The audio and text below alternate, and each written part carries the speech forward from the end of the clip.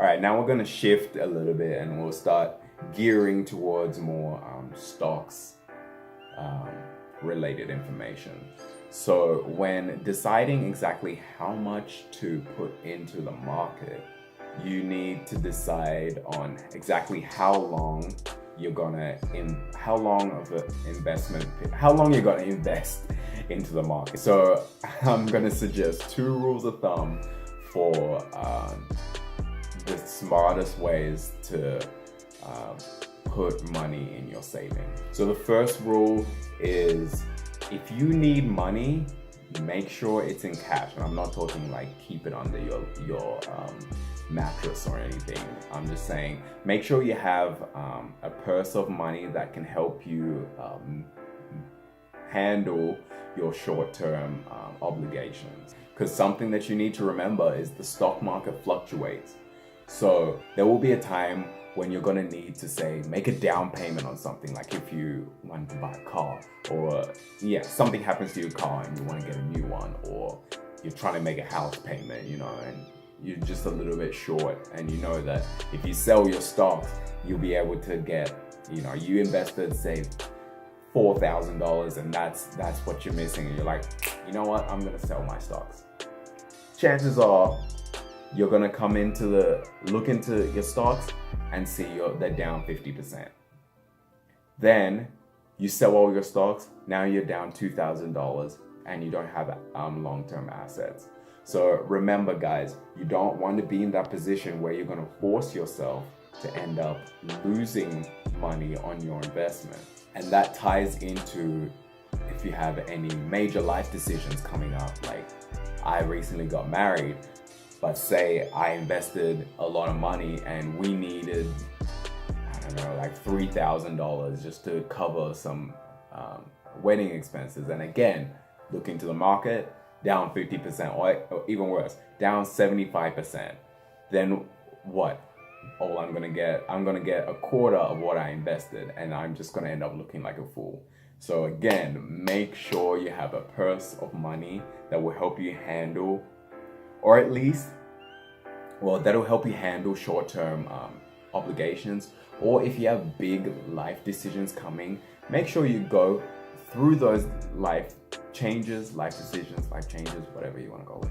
Make sure you go through those first before starting this, because again, with those major things, you don't know what expenses you're going to need or what amount of money you're going to need. And it'll be better for you to just go through those stages of life, or those big stages, and then once you're past over the hump, start implementing these suggestions, or at least these mindset ideas, so that you can be, again, prepared for long-term success. And rule number 2 is, any money that you don't see yourself needing in the next year needs to be put away for stocks, or at least it needs to go to the market, unless you don't have that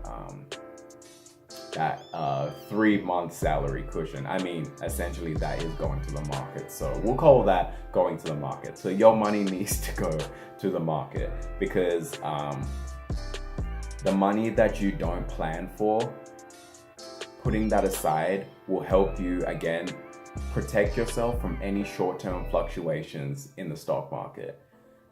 It's said in the first 2 years of investing, you're gonna expect to see a lot of losses. So this is why I suggest saving now, because it's, again, gonna protect you in the short run, so that you can build upon that for long-term success. Also, you have a sense of freedom about investing, because you know that the money you're spending, you don't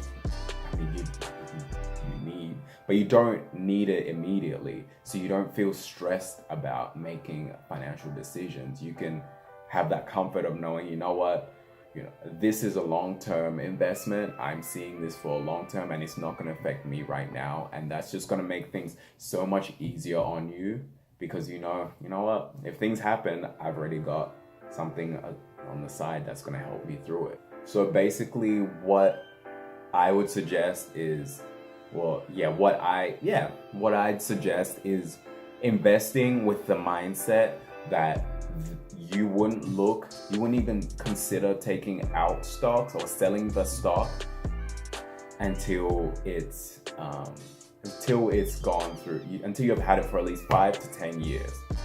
At that 5-year mark, you look at it and you decide, you know what, is this a time to buy or sell after implementing the knowledge that I'm going to give you of like how to, you know, assess stocks.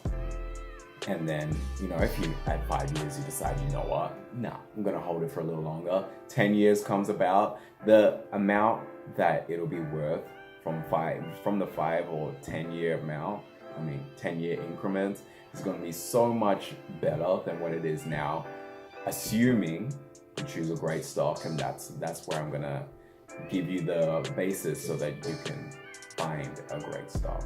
And another thing to remember, you know, if you invest for that 5 to 10 years, you're not going to be in that mindset that a lot of people are when they enter the stock market of pulling their stocks out as soon as it hits a downturn. That's only asking to lose money. What you want to do in that time, which I'm going to go through further later on in my series, is, you know, downturns are actually a great time to invest. So remember, don't pull out your don't take out your stocks when experiencing a downturn. Just keep trusting in them, and remember, 5 to 10 years are the 2 increments. Ideally, I'm looking to invest in stocks for 10 years. So, you know, that's something, you know, when I'm 24 now, so I'm looking, once I get into investing, hopefully at the end of this year, you know, depending how long these instructional videos go for. But once I get into investing, I won't be touching them, or at least I won't be taking them out until I'm 34. So, food for thought, guys. Food for thought. You know, and that is how I'm going to end it.